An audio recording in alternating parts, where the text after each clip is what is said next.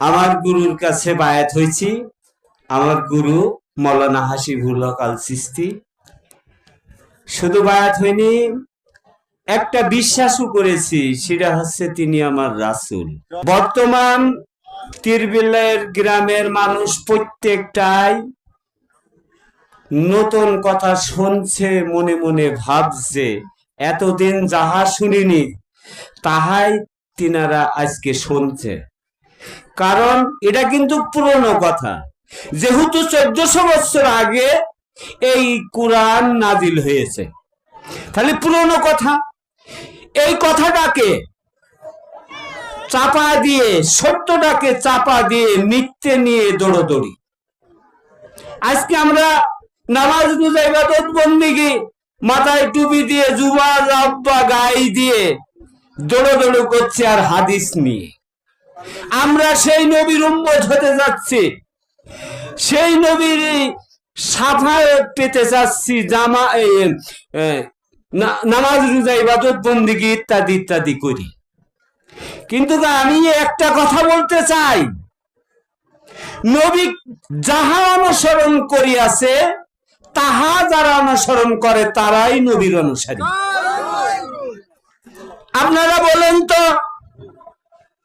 নবী কি অনুসরণ করেছে? সেটা হচ্ছে কোরআন।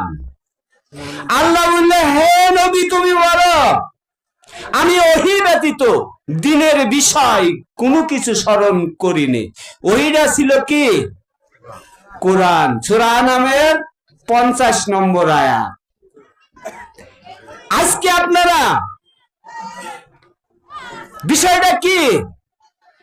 বহুত কথা হয়ে গিয়েছে কোরআন থেকে, আমি আর বেশি কিছু বলতে চাইনি। যেহেতু আমার গুরু পবিত্র কোরআন থেকে বিষয় ভিত্তিক আলোচনা উনি বহুত করছে, ডেলি 5টা করে এই নেটে ছাড়ছে এবং বই লিখেছে।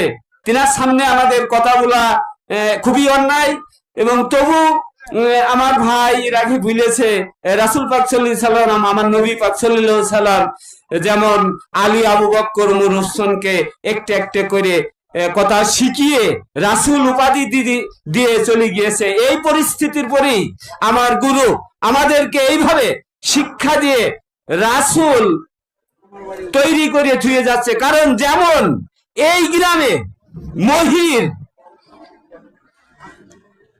উনি রাসূল বিশ্বাস করি, চুল দাড়ি মোছ রেখে মাথায় টুপি দিয়ে নামাজ পড়া সব বাদ দিয়ে রাসূল বিশ্বাস করে, রাসূলের হাত আল্লাহর হাত বিশ্বাস করে ওখানে সিজদা দিয়ে উনি মুমিন হয়েছেন।